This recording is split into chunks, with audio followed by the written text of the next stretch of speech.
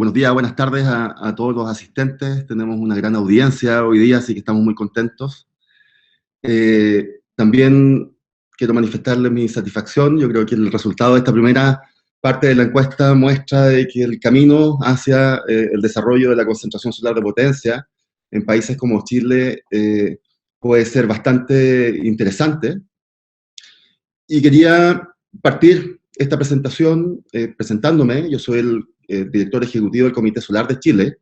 Es una agencia pública que depende tanto del Ministerio de Energía como del Ministerio de Economía, como de nuestra Agencia de Desarrollo Económico, que es Corfo, y que está mandatada a poder aprovechar al máximo todos los recursos energéticos solares existentes, principalmente en el norte del país.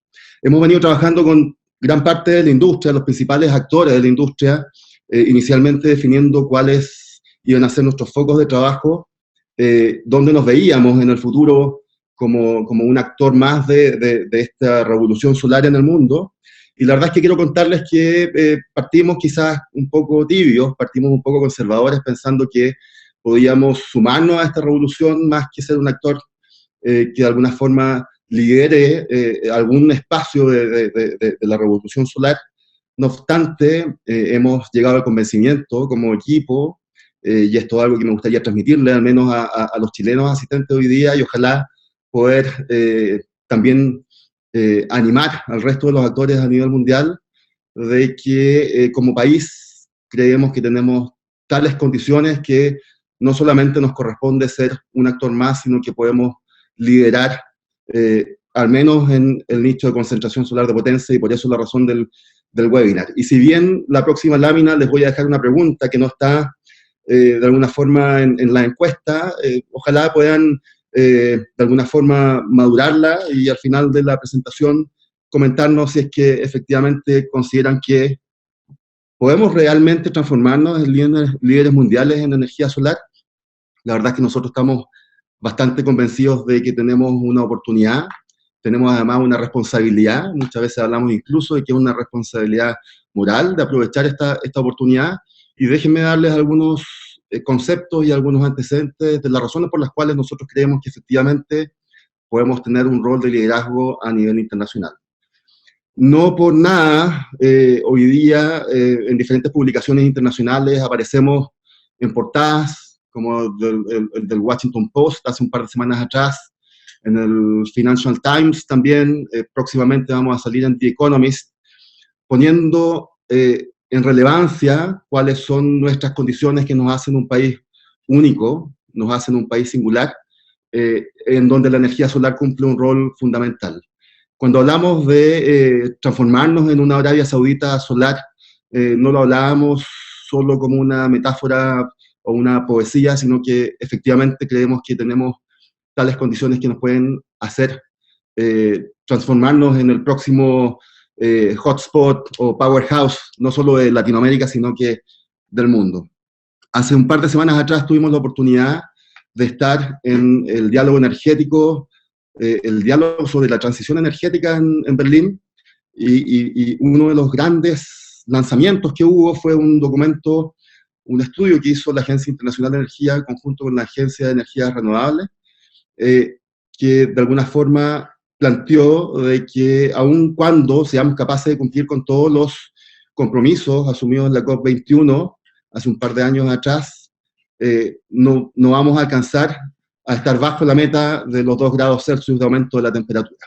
Y ellos plantean que debemos tomar un rol mucho más protagónico, los gobiernos y además las empresas, de modo de poder aumentar la participación de las energías renovables y aumentar también todas las acciones en materias de eficiencia energética. Y uno de los datos que ellos pusieron sobre la mesa es que al 2030 es necesario duplicar la participación de las energías renovables, llámense no solamente las no convencionales, sino que también, por ejemplo, hidros de embalse o de pasada, pasando del 18% al 36% de aquí al 2030, y lo que es más significativo es que al 2050 debiésemos tener cerca del 65 a 70% de energías renovables. Eso abre una oportunidad de negocio bastante significativa para todos quienes estamos en el mundo de las energías renovables. Desde el punto de vista del CSP, ellos estiman que al 2050 debiésemos instalar 720 gigawatts en total de capacidad en concentración solar de los 5 gigawatts que tenemos actualmente. Entonces, imaginémonos, estamos hablando de 35 años, no es tan lejano y el crecimiento va a ser exponencial. Y la verdad es que el fotovoltaico no va a dejar de ser también muy significativo. Actualmente hay cerca de 300, poco más de 300 gigawatts de potencia instalada y debiésemos llegar a los 6.300 gigawatts en el futuro.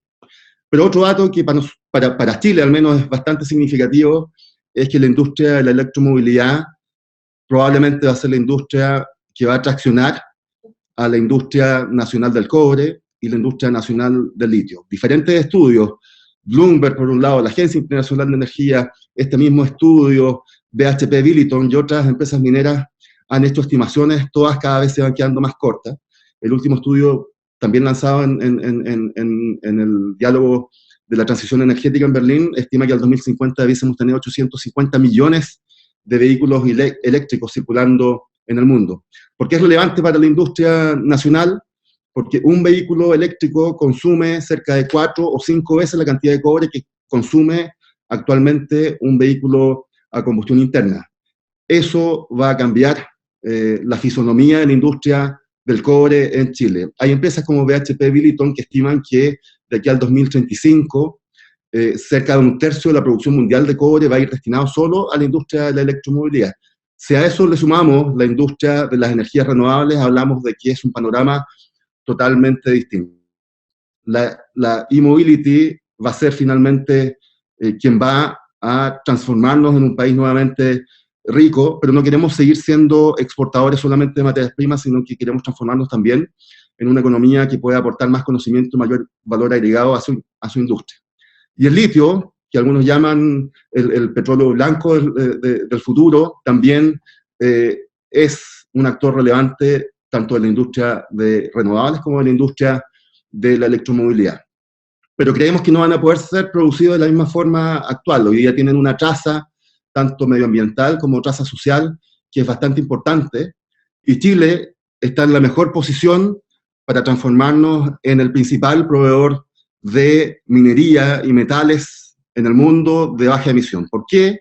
Porque en una zona muy acotada, que es el desierto de Atacama, tenemos por un lado la mayor radiación solar del mundo, por otro lado el mayor distrito minero metálico del mundo, la mayor concentración de faenas de cobre están en el desierto de Atacama, y también la mayor concentración de minería no metálica, siendo el litio una de las más importantes. Y esa es nuestra principal oportunidad.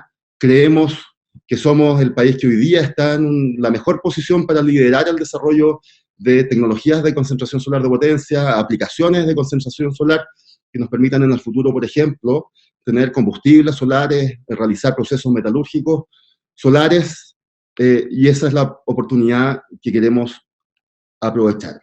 Estamos hoy día modificando la visión, como les dije, queríamos ser un poco más conservadores, pero creemos, y nos vamos a tomar esto bastante en serio, que podemos ser de aquí al 2035 líderes mundiales en tecnología de concentración solar, tanto en la implementación de proyectos en el país como también aportar en I+D, y les voy a comentar cuál va a ser la estrategia que vamos a seguir como país, pero también líderes mundiales en la producción de litio y cobre de baja emisión. Actualmente, el International Council for Mining and Metals está trabajando con la industria automotriz para en conjunto poder determinar de qué forma poder hacer suministros responsables de minerales y metales que puedan minimizar las trazas ambientales, sociales, etc.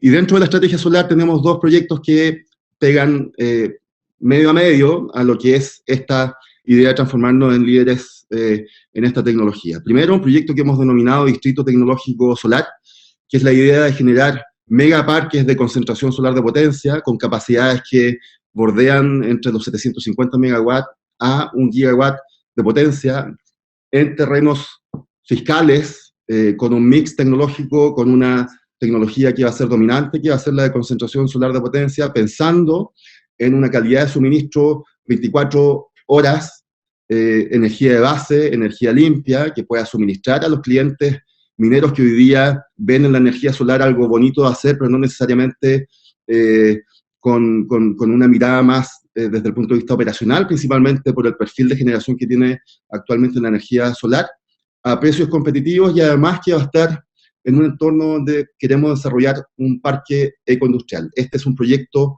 que venimos desarrollando ya hace 2 años. Actualmente tenemos una zona en la tercera región con condiciones solares excepcionales, entre 3.200 a 3.400 kWh metro cuadrado año, 26.000 hectáreas, donde en una primera fase queremos desarrollar un parque que en total va a ocupar cerca de 5.000 hectáreas, que no solamente provea energía, sino que además, en una planificación de largo plazo, provea los incentivos adecuados para que empresas nacionales puedan ser proveedoras de suministros, componentes y servicios de la industria, puedan incorporarse nuestras sales, que más adelante Ángel va a comentar la investigación que se está haciendo a nivel país. Las sales que se ocupan en concentración solar de potencia, principalmente, también son extraídas de nuestro desierto de Atacama. Hoy día se está viendo la posibilidad de incorporar una sal ternaria que va a hacer que esta sal tenga mejores propiedades y por lo tanto baje la inversión en estos proyectos, baje los costos de operación, etcétera. Estamos trabajando en diferentes frentes, el proyecto está desarrollado, hemos involucrado, hay un compromiso institucional en este proyecto bastante importante. El Ministerio de Bienes Nacionales ya otorgó estos terrenos fiscales, el Ministerio de Energía también está muy involucrado, estamos consiguiendo financiamiento a través de fondos verdes del cambio climático y estamos trabajando en conjunto con la minería como potencial cliente, pero además viendo la posibilidad de que este proyecto pueda suministrar energía en las futuras licitaciones eléctricas del país. Esquemáticamente se vería de esta forma: si bien tenemos 3 plantas de torre de concentración solar, creemos que el proyecto finalmente va a tener entre 4 a 5 torres en un solo punto concentrado. Las economías de escala que hoy día se están apreciando en proyectos como lo que se está desarrollando en Nor, en Marruecos, nos hacen pensar de que esas mismas economías de escala se pueden conseguir en el país, de modo de poder apuntar a conseguir precios lo más competitivos posible y ojalá llegar al 2025 a la meta de los $50 el megavatio hora. Nuestro Silicon Valley, ¿por qué no nuestro Atacama Valley? No solamente vamos a generar energía, sino que vamos a, en el mismo lugar, proveer de las mejores condiciones para que, por ejemplo, empresas que puedan producir componentes para la industria de la electromovilidad se instalen acá, fabriquen sus componentes con la mínima huella posible. Desde el punto de vista de los impactos esperados, la verdad es que es bastante significativo. Hablamos de que hoy día hemos evaluado inicialmente de manera muy conservativa en cerca de 1,5 billones de dólares el beneficio social asociado a cada uno de estos proyectos. Esperamos desarrollar uno primero en la región de Atacama y luego un segundo en la región de Antofagasta. Y por último, un proyecto que hemos denominado Instituto Internacional Solar y Minero, que busca aprovechar estas condiciones particulares, desarrollar aquellas tecnologías que hoy día nos permitan ver temas de almacenamiento, temas de metalurgia solar, combustibles solares, industrialización de las sales del norte, en donde además tenemos hoy día un compromiso de recursos basales importantes que se aproximan a cerca de 8 millones de dólares anuales por los próximos 27 años, lo cual también nos va a posicionar desde el punto de vista de nuestro I+D a nivel internacional. Me pasé un poco en el tiempo, pero quería contarles cuál es nuestra visión, ojalá la compartan y puedan hacernos todas las preguntas que estimen convenientes. No me voy a despedir sin antes dejar con ustedes al investigador de la Universidad de Antofagasta, don Ángel Fernández, que es líder nacional en temáticas de almacenamiento térmico. Hoy día nos va a comentar cuál es la línea de investigación que se está desarrollando, y la verdad es que hemos puesto muchas fichas en lo que él está haciendo, por lo tanto, queremos contarles al mundo cuáles son sus primeros hallazgos. Te dejo, Ángel, con tu presentación. Muchas gracias. Muchas gracias, Rodrigo.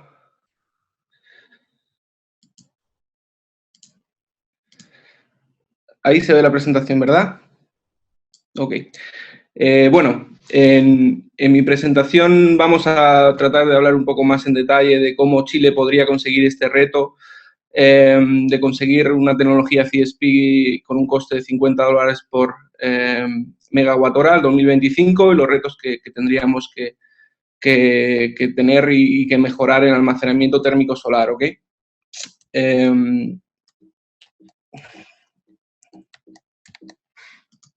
He querido comparar este reto un poco con la iniciativa Sunshot de Estados Unidos, donde se tiene también un reto de conseguir 6 céntimos de dólar por kilowatt hora generado. Esta iniciativa lo que hace es dividir estos objetivos en 4 grandes bloques, lo que son el receptor y el fluido de caloportador en este caso, el bloque de potencia, el almacenamiento térmico y el campo solar. Un poco lo que Chile puede aportar a la tecnología CSP para conseguir este reto de 5 céntimos de dólar por kilowatt hora. Un poco se basa en el potencial que tenemos en el norte de Chile en cuanto al recurso solar y a las sales que están presentes en el salar de Atacama, ¿okay? He querido poner estos números de cómo podríamos conseguirlo. El reto para el almacenamiento térmico, por ejemplo, para la iniciativa Sunshot, es conseguir 1 céntimo de dólar por kilowatt hora generado, lo cual es un reto bastante interesante, ya que supone reducir a la mitad el actual coste del almacenamiento térmico. Nosotros en Chile queremos ir un poco más allá y poder bajar este coste de almacenamiento en torno a 0,8, 0,9 céntimos de dólar por kilowatt hora. Un poco ahora voy a explicar cómo podríamos acercarnos a este coste que debemos tener en mente a lo largo de la presentación y que tratamos de conseguirlo con estas sales de litio que están presentes en el salar de Atacama. Como decía, bueno, nosotros en la región de Antofagasta tenemos diferentes salares, entre ellos el salar de Atacama, que tiene un gran potencial en cuanto a materiales de almacenamiento térmico. Diferentes sales con un gran potencial de ser usadas en tecnología CSP, y un poco lo que estamos tratando de desarrollar desde la Universidad de Antofagasta es la propuesta de este nitrato de litio como material de almacenamiento térmico solar. Las propiedades de este producto, de este aditivo, bueno, nos disminuye principalmente los puntos de fusión. Estamos hablando de puntos de fusión en torno a 120 grados centígrados. Nos va a mejorar también la estabilidad térmica de las sales. La capacidad calorífica es uno de los grandes puntos a favor del nitrato de litio, ya que vamos a poder almacenar una mayor cantidad de energía en un menor volumen. Y en cuanto a la corrosión que producen estas sales, también hemos obtenido resultados que efectivamente son menos corrosivas que la sal solar, con lo cual podríamos también tratar de proponer materiales un poco más económicos para la construcción de las plantas. Las principales desventajas son la viscosidad, aunque estamos obteniendo viscosidades similares a la sal solar, y principalmente el coste que tendrían estas sales. Lógicamente somos conscientes de que la tecnología solar de concentración está actualmente enfocada en centrales de torre, que se trata de almacenar a la mayor temperatura posible. Y bueno, aquí también estamos tratando de desarrollar investigaciones en sales de carbonatos y cloruros, que también están presentes en el salar de Atacama, con lo cual también, si la tecnología finalmente va hacia estas sales de mayor temperatura, también se podrían aportar desde Chile. Bueno, en esta tabla vemos un poco ya más los resultados que se están obteniendo. Principalmente estamos centrados en sales ternarias y cuaternarias.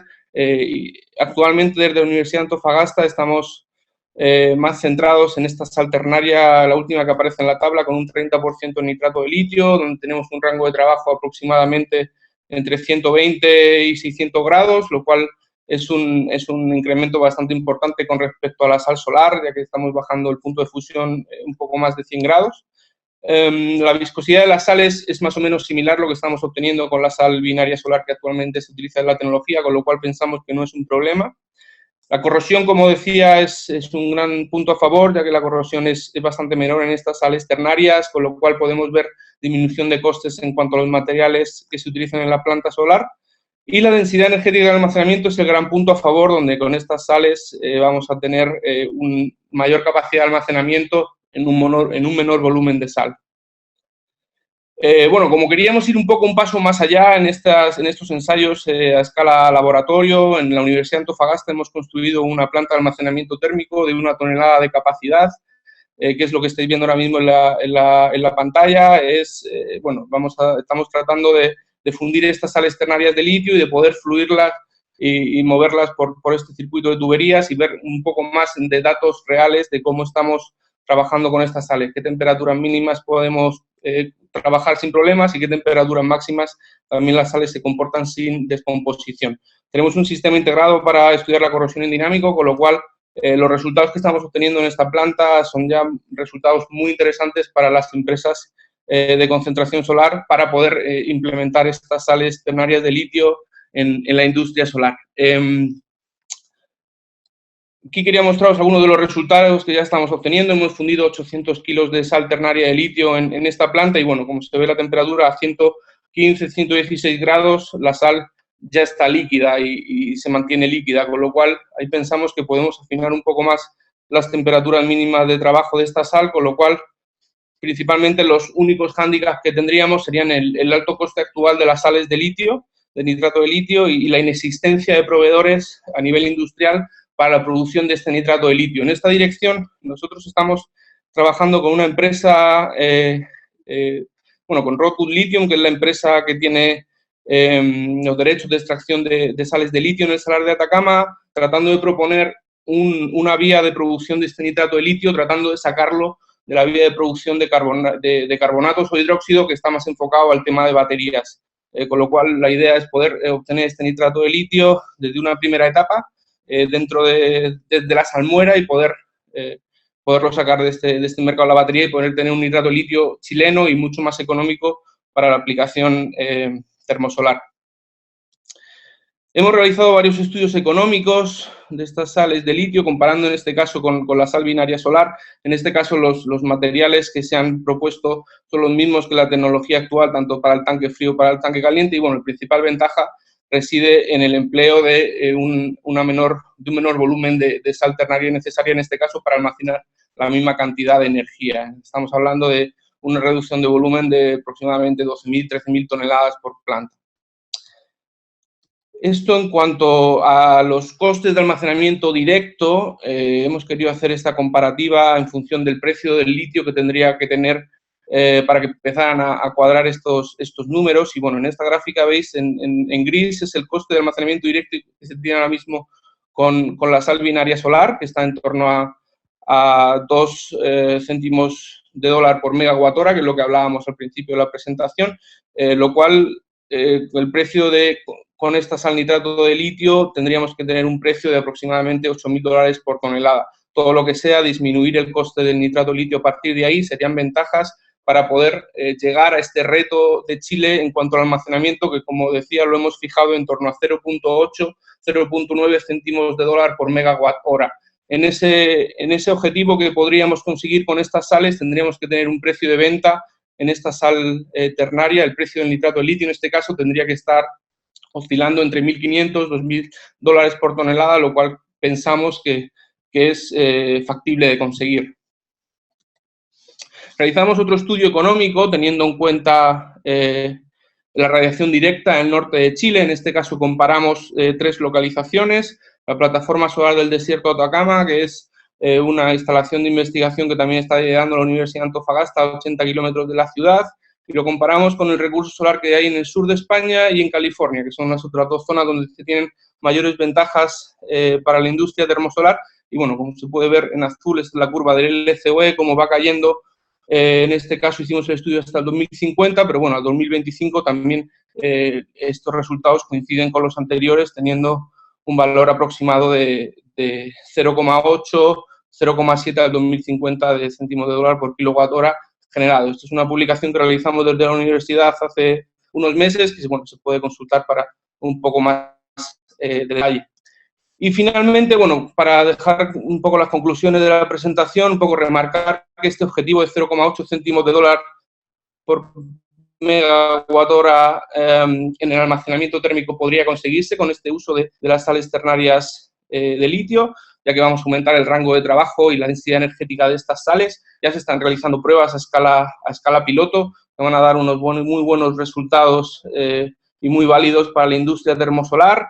También se está trabajando en paralelo para la producción industrial de este nitrato de litio chileno y de menor coste. Y, bueno, incluso podríamos tratar de afinar un poco más estos resultados y poder tener en cuenta la disminución en el coste de energía que tendría la planta termosolar al trabajar con sales de menor punto de fusión, lo cual la temperatura mínima de seguridad mantener es mucho menor y ahí también una importante disminución de los costes de energía. Y, bueno, también podríamos hablar de temas de materiales y tratar de proponer materiales un poco más económicos en determinados puntos de la central al tener sales con una menor potencial corrosivo. Y nada más, me gustaría terminar la presentación con esta imagen, que es lo que, bueno, todos pensamos que puede ser el norte de Chile en un futuro, donde se combinan todas estas plantas de generación de concentración solar y la industria minera, que también es muy importante dentro de Chile. Muchas gracias. Muchas gracias, Ángel. Marcelo, la siguiente es tu presentación, entonces yo creo que seguimos y después las preguntas las hacemos todas al final. Mandároslas si queréis y sí vamos a compartir todos los materiales del webinar. Simplemente hago un inciso aquí para que lo sepáis. Marcelo, adelante. Gracias. Deja ver, estamos viendo la presentación. ¿Puedes ponerlo en tamaño completo? Ah, perfecto. Gracias. Entonces, déjeme partir primero. Esta presentación está en el espíritu de Rodrigo, de ver alternativas de poder reducir el costo de la tecnología de CSP. Y desde otra perspectiva, que es un poco, como vamos a ver, un espíritu de reducir el costo, pero también aumentar su potencial de generación, con lo cual finalmente el LCOE se reduce en su totalidad. Actualmente las plantas que conocemos como plantas híbridas de generación fotovoltaica y CSP tienen este modelo que a una planta CSP se le adosa una planta fotovoltaica y se combina entonces la generación durante el día de una planta fotovoltaica con el almacenamiento de una planta CSP para poder, por ejemplo, con este perfil que mostramos en esta diapositiva, tener una generación continua durante todo el día, pero utilizando fotovoltaica durante el día, que utiliza mucho menos capital, con lo cual el costo total de la planta disminuye. Aún así, teniendo, como hemos dicho, poder generar capacidad máxima durante todo el día. La combinación, la hibridación de esta tecnología permite reducir los costos, por ejemplo, de líneas de transmisión, la parte eléctrica de conexión, subestaciones, transformadores y demás, que requiere una sola planta, se combinan y entonces también se puede reducir en el Power System el costo total de esta planta híbrida. Bueno, ahí el LCOE va a ser una combinación entonces de ambas plantas y va a depender del tamaño de cada planta cuánto va a ser el LCOE definitivo.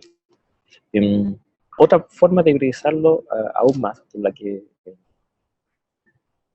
está ahora en investigación y desarrollo, es aprovechar las tecnologías de filtros dicroicos, que es medio extraño, pero lo que se trata de hacer es crear el efecto de un espejo sin necesidad de usar materiales metálicos, que por un lado el metal refleja muy bien, pero absorbe, no deja traspasar la luz, solamente refleja todo. Con estos filtros dicroicos, que son coatings o layers que se agregan a una superficie de vidrio, se puede seleccionar qué energía se refleja y qué energía se deja transmitir. Así es posible, por ejemplo, para el efecto de una planta CSP, la componente más importante es la infrarroja.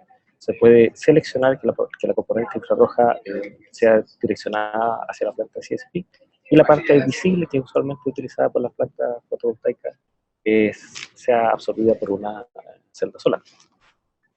En esas condiciones, por ejemplo,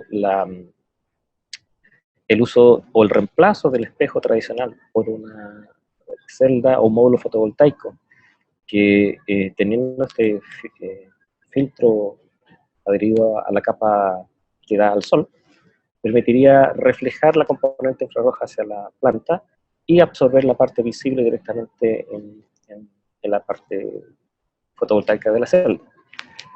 Adicionalmente, se puede hacer que esta celda sea bifacial, con lo cual la planta adquiere un nuevo valor de poder utilizar la radiación difusa. Actualmente las plantas CSP solamente pueden utilizar la dirección directa, y en el desierto tenemos ambas componentes. Así que una combinación de paneles bifaciales con este coating especial para que actúen como espejos para una planta de CSP podría aumentar la eficiencia total de la planta. Es decir, aumenta lo que se puede absorber, porque absorbemos radiación directa y difusa, pero también permite aumentar, como efecto colateral, la eficiencia de los módulos PV. Los módulos PV, al aumentar su temperatura, reducen su eficiencia. Y al tener este coating que permite reflejar la parte térmica fuera del módulo, el módulo operaría a temperaturas menores que un módulo normal. Por lo tanto, tendría una eficiencia mayor que un módulo sin el coating. Como también mencionaba Rodrigo, esta singularidad en Chile también se caracteriza de que la radiación infrarroja en el desierto de Chile, y especialmente en las zonas mineras, como mencionaba Ángel, que están a altura, la parte infrarroja puede ser un 20 o 30% mayor que la radiación infrarroja vista en otros lugares del mundo.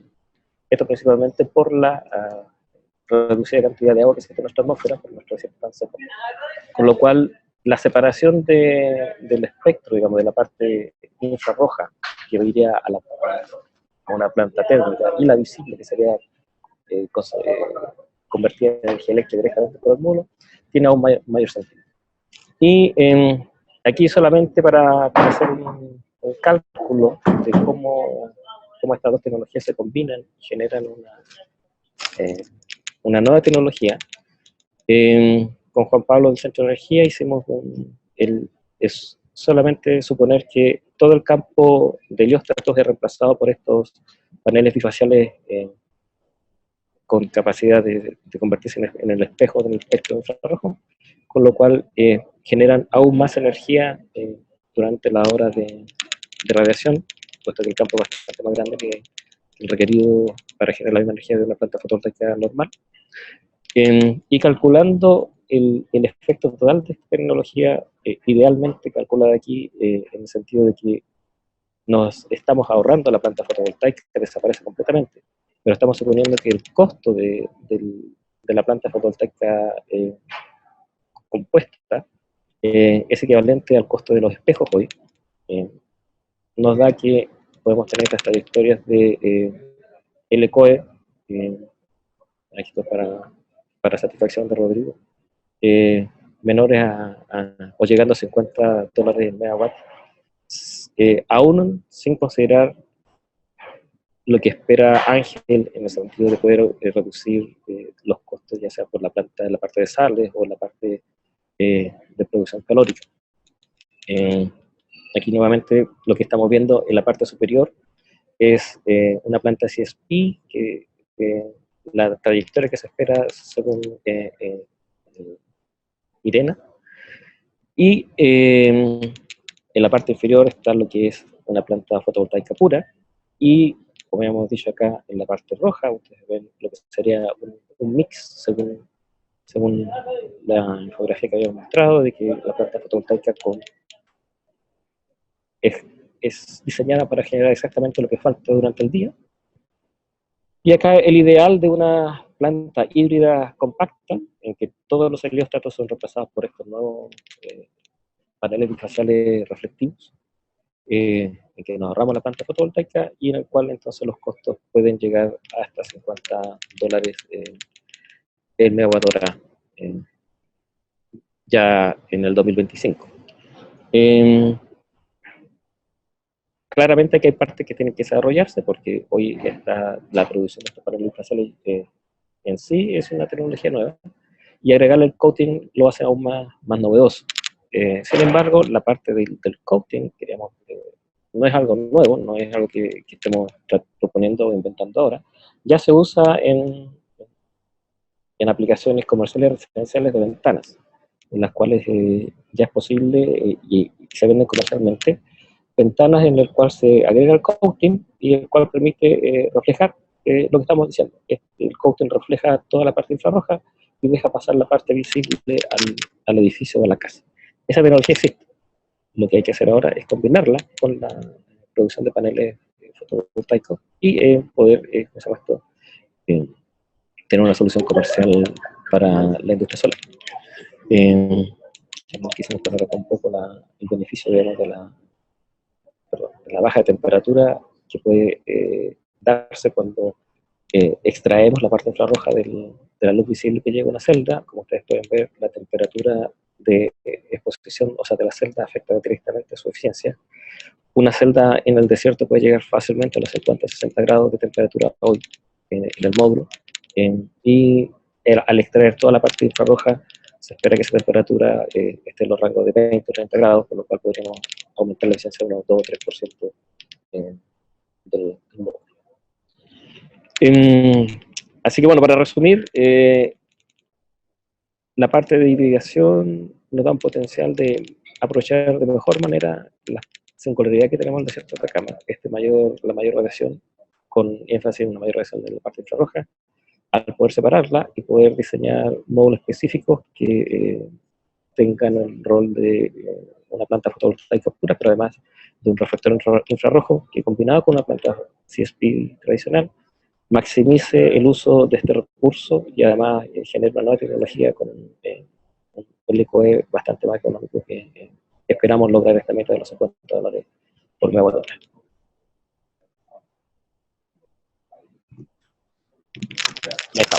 Muchas gracias, Marcelo. Ok. Antes de pasar a las preguntas, que hay bastantes, la verdad, ya veo que hay mucho interés.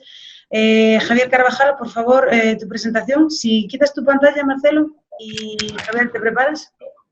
Y a continuación vamos a poder responder algunas de las preguntas dentro de lo que se pueda, con lo que nos permite el tiempo que tenéis vosotros directamente.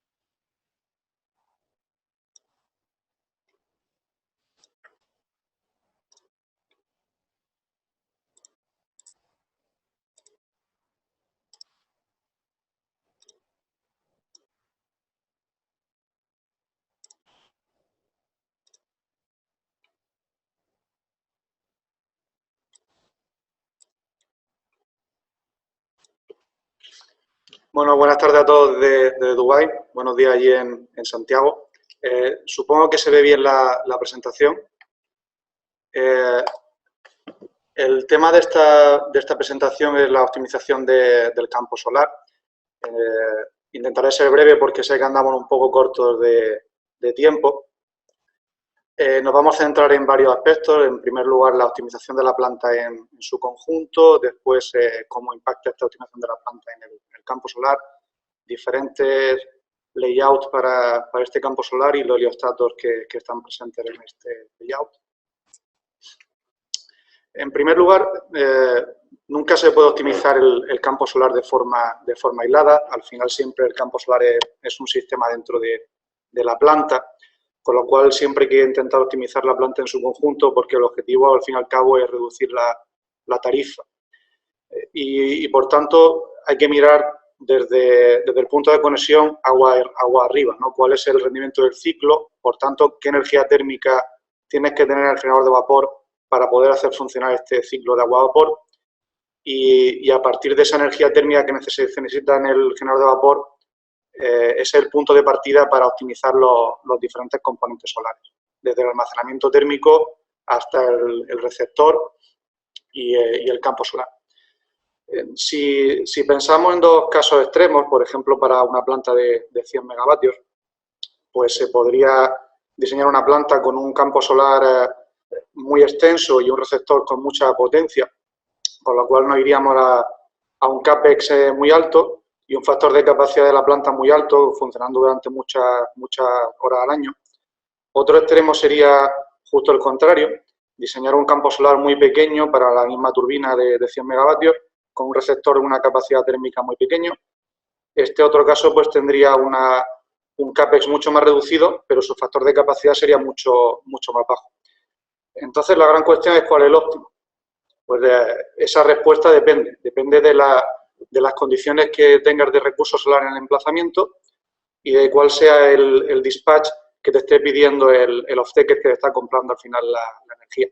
Normalmente no es ninguno de estos dos extremos, sino que es un un punto intermedio de tamaño del campo solar, receptor, almacenamiento y turbina asociada que optimiza la planta dado un recurso solar y una ventana de despacho diferente. Por ejemplo, no es lo mismo diseñar una planta en España o en Dubái con 2.000 kWh metro cuadrado al año, que te sale un campo solar bastante grande, que diseñar una planta en Chile con la radiación tan alta y tan estupenda que hay allí, donde evidentemente el campo solar, pues el óptimo sale mucho más reducido. Y las ventanas de despacho pues también tienen bastante implicación. No es lo mismo diseñar una planta para carga base 24 horas en Chile, que son algunos de los diseños que hay allí, que las plantas que tenemos, por ejemplo, nosotros en Sudáfrica, donde simplemente nos están pidiendo que despachemos 4 o 5 horas después de la caída del sol, más lo que está produciendo durante el día. Entonces, al final, la planta no está operando 24 horas, sino unas 16 o un poco menos, y evidentemente esto impacta toda la optimización de la planta. Bueno, como hemos comentado anteriormente, la optimización del campo solar está siempre vinculada a la optimización de la planta en su conjunto y fundamentalmente está vinculado a la optimización del receptor, porque al final receptor y campo solar funcionan como un conjunto, son al final el combustible de la planta. Y así que el diseño del campo depende de la potencia del receptor. A mayor potencia del receptor, pues necesita un campo más grande. Depende del diseño del receptor mecánicamente, cuánto es el flux que puede aguantar ese receptor, si el receptor puede aguantar un flux más alto porque tiene unos materiales que son más exigentes mecánicamente, o tiene que tener un flux un poco más bajo porque el diseño es diferente, y depende fundamentalmente de la geometría del receptor. Aquí abajo vemos varios ejemplos de receptores. Abajo tenemos la primera planta comercial, que fue la PS10, que es un receptor de cavidad. Y lógicamente, si tiene un receptor de cavidad, tienes que tener el campo solar diseñado únicamente en la zona norte del campo para poder apuntar a ese receptor, con lo cual el diseño del campo está afectado completamente por la geometría del receptor. Si tiene un receptor externo, tipo como el que hay en Gema Solar, Kerzendius o Ivampa, la geometría del campo es completamente diferente porque tienes que alcanzar el receptor en toda su geometría. Y luego hay casos intermedios, como podría ser el de aquí, que es un campo solar a 300 grados, porque hay un receptor en 3 de las caras de la torre. Relacionado con lo anterior, al final uno de los elementos clave para la optimización del campo solar es la optimización de su layout. Como hemos comentado antes, esto está relacionado con la geometría del receptor. Tenemos a la derecha aquí el ejemplo de PS10 y PS20. Estas plantas son pequeñas, son 10 megavatios, 20 megavatios y es un receptor de cavidad, con lo cual lo que se busca normalmente es tener mucha eficiencia, por eso se coloca solamente el campo en la cara norte, porque esa zona es la que tiene más eficiencia del campo solar. En el caso de Chile, pues sería justamente el inverso, ¿no? El campo sería en el lado sur, pero sería una geometría parecida. Cuando uno se vaya a tamaños de receptor mucho más grandes y de turbinas mucho más grandes, tipo 100 megavatios o 50 megavatios, normalmente no puede seguir con una geometría de campo norte y se usa un receptor externo, porque al final tendrías que ir a muchísima distancia y empiezas a tener muchas pérdidas en el campo solar, con lo cual se busca una geometría de 360 grados, pero lógicamente hay zonas del campo solar que tienen más eficiencia, las que están al norte, si se está en el hemisferio norte, y zonas que tienen menos eficiencia, las que son las que están al sur, y esa eficiencia va cambiando a lo largo del año conforme va cambiando el ángulo solar. Pero al final, en cualquier planta hay que buscar, dependiendo de cuál es la potencia de la turbina, receptor y de diferentes elementos de la planta, tienes que buscar cuál es el layout que tiene más eficiencia óptica y que mejor se adapta a tu caso específico.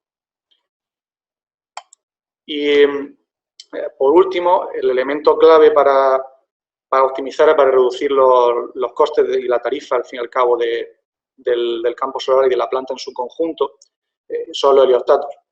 Al final, no tenemos que olvidar que esto es un elemento óptico que tiene que reflejar energía en un receptor que está muchas veces situado a 1 kilómetro de distancia. Entonces, la eficiencia óptica es clave. Hay dos elementos fundamentales. Uno es el slope error, que es el error de forma del heliostato, y el segundo es el tracking error, que está vinculado con los mecanismos, ¿no? Con cómo son de precisos esos mecanismos y cómo pueden apuntar al receptor. Y sí, hay que intentar siempre tener un heliostato cuanto más preciso, óptimamente mejor, pero sin olvidar nunca el coste, ¿no? Porque si te vas al final al mejor heliostato que se puede instalar en el mundo, pues probablemente el coste sea demasiado alto y al final la planta no es competitiva. Con lo cual tienes que buscar un equilibrio entre buena eficiencia pero a un coste razonable. Luego también hay que tener siempre en cuenta que estos elementos tienen que estar funcionando 20, 25, 30 años, con lo cual la fiabilidad es fundamental. Tienes que instalar componentes que sean muy robustos y que sepas que se pueden mantener de forma razonable, con un coste razonable y pueden funcionar de forma fiable durante el término de la planta. Y otro elemento muy, muy importante que a veces se olvida es que es relativamente sencillo construir un prototipo y hacer un heliostato que tenga una buena eficiencia óptica y que tenga un bajo coste, pero al final tiene que ser tener mucha repetibilidad, porque estamos hablando de tener que instalar 10.000 elementos, 20.000 elementos en una sola planta, con lo cual tienes que ser capaz de tener esa misma eficiencia y ese mismo coste en 10.000 o 20.000 elementos. Entonces, una fabricación masiva, como nos podemos imaginar, y el diseño tiene que cuidar muy mucho que el heliostato es repetitivo y se puede mantener la calidad durante toda la fabricación. Aquí he puesto varios ejemplos de tendencias o de familias a la hora de diseñar heliostatos. Básicamente hay 3 tendencias. La primera sería ir a un gran heliostato, por encima de 100 metros cuadrados. Tenemos aquí varios ejemplos, ¿no? Desde Abengoa a Solar Reserve, Sener, Titan Tracker, con diseños diferentes. Pero al final lo que busca un diseñador cuando se va a un gran heliostato es básicamente reducir el número de elementos, con lo cual tienes menos cimentación, tienes que hacer menos esfuerzo porque tienes menos elementos para construir, con lo cual necesitas menos esfuerzo para la calibración, para el control, etcétera.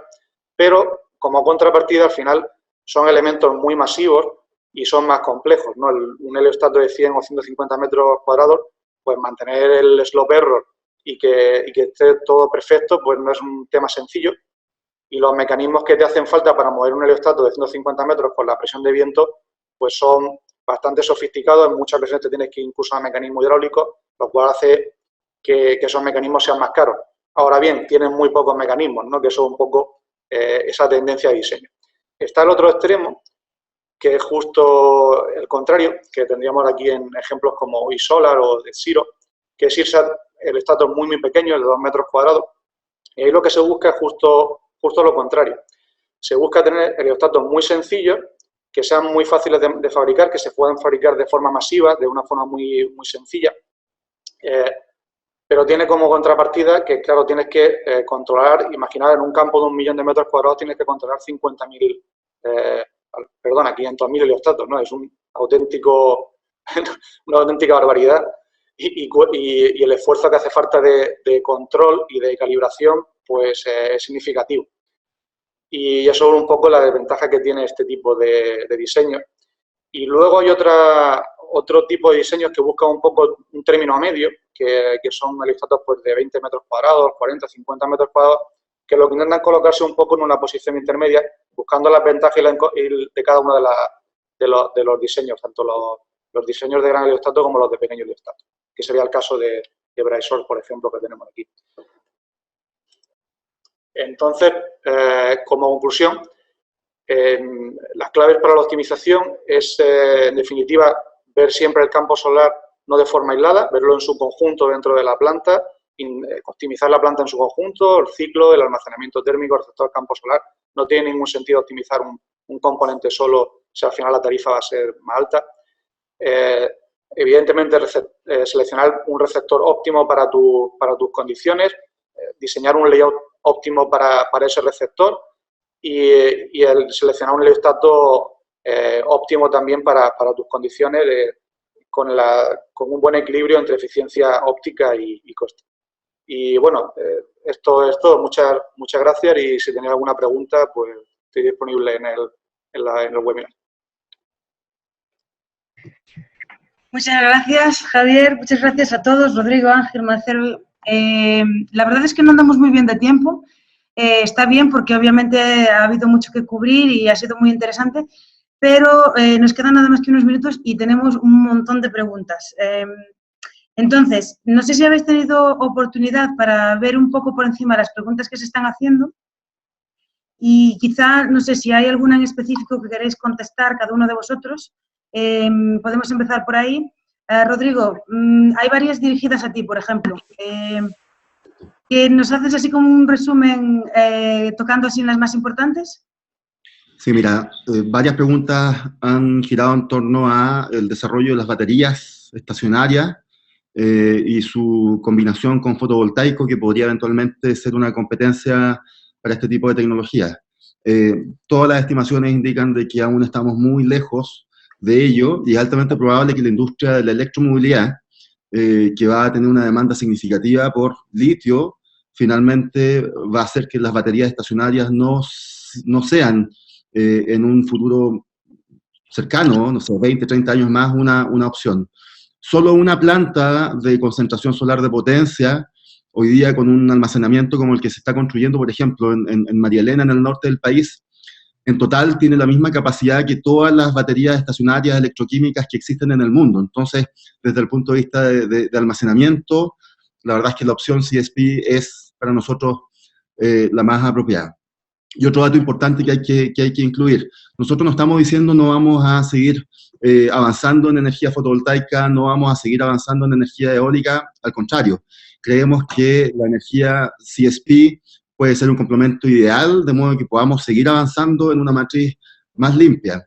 Hay algunos datos que indican que países que están llegando al umbral del 20-25% de penetración de energías variables, requieren de una mayor cantidad de energía de base, y en nuestro caso energía de base es carbón, es gas, algo de hidroembalse, que probablemente nunca más se haga un proyecto grande de hidroembalse, proyectos como uno muy interesante en el norte, que es Valhalla, que usa fotovoltaico y hace bombeo de agua, y CSP.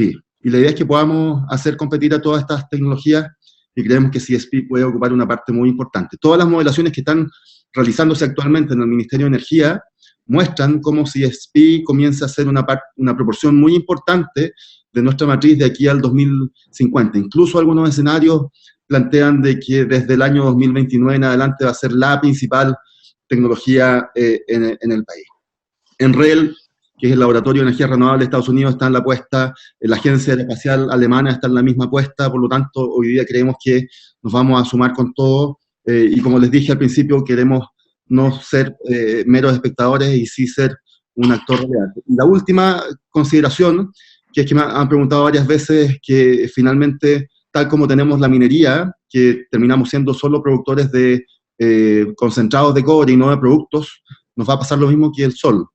Y es exactamente lo mismo el aprendizaje que queremos tomar hoy día, porque este es un programa que busca desarrollo industrial y por lo tanto, si bien hablamos de este gran distrito, es pensando no en meterle más energía solar a la matriz, sino que habilitar la generación de oportunidades de negocio para que empresas locales puedan proveer, que empresas de ingeniería puedan aprender, y que en un horizonte de 10 años podamos, insisto, transformarnos en un actor muy relevante de la industria, pero vendiendo productos, vendiendo servicios. En el caso de la minería, nosotros estamos en una apuesta que es bastante ambiciosa, que no es llevar el concentrado de cobre a China y que se funda allá, sino que incluso ocupar la energía solar para que el cobre se funda acá y después llevar a cabo procesos metalúrgicos de modo que los componentes que van a ocupar en el futuro los autos eléctricos sean manufacturados en Chile ocupando energía solar. Ese es el sueño grande en el que estamos hoy día involucrados.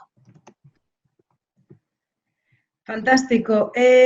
A ver, vamos a ir uno por uno, porque como no tenemos mucho tiempo, Ángel, de las preguntas que te han hecho dirigido más o menos a ti, ¿nos puedes hacer también un resumen así? Sí, he podido contestar algunas, pero bueno, básicamente se centraban en poder explicar un poco más este coste de 5 céntimos de dólar por kilowatt hora. En mi presentación lo centré más en el tema del almacenamiento térmico, en cómo en el bloque de almacenamiento podríamos llegar a estos niveles que tendrían que estar en torno a 0,8, 0,9 céntimos de dólar por kilowatt hora. Y en el resto, bueno, lo que se plantea en Chile es que, bueno, debido a la alta radiación solar, posiblemente no tengamos que tener campos de heliostatos tan grandes, sino que igual podría reducirse también el tamaño y poderse reducir el coste por ese lado. Y en cuanto a las sales de litio que se están planteando, podrían también emplearse materiales igual más económicos en cuanto a materiales de tuberías, válvulas, receptor, incluso con un poco, debido a la corrosión que tienen menor estas sales, materiales un poco más económicos. Por ahí podría también un poco bajarse los costes en el resto de bloques. Y preguntaban también un poco la opinión sobre trabajar, lo que se está buscando un poco, aumentar la temperatura máxima de almacenamiento con otras sales que no sean nitratos debido a que empiezan a descomponer en torno a 600 grados. Y un poco ahí nuestra opinión es que, obviamente, Chile también puede proveer ese tipo de materiales, estamos hablando de carbonatos, incluso cloruros, para poder almacenar a 700, 800 grados. Lo único que sería un poco partir, yo creo, de cero, porque tendríamos que ver nuevas bombas, nuevas válvulas, nuevas plantas de materiales. Nuestra apuesta va más enfocada en torno al nitrato de litio porque sería únicamente cambiar la sal. Todo el resto de la tecnología serían los mismos componentes, con lo cual no tendríamos que tener que hacer bastante investigación previa, unos cuantos años, para poder construir esas plantas demostrativas en esa dirección. Entonces, bueno, por supuesto hay que tenerlo pendiente y seguir estudiándolo, pero nuestra apuesta más directa para Chile se enfoca en las sales que expliqué en mi presentación. Y un poco eso eran las preguntas un poco más directas que me podían hacer en mi tema.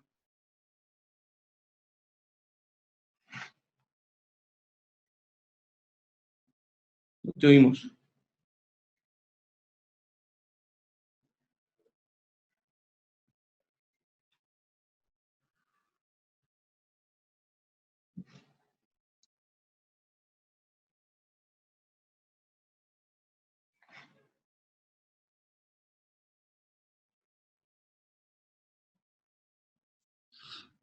Belén, estás sin micrófono.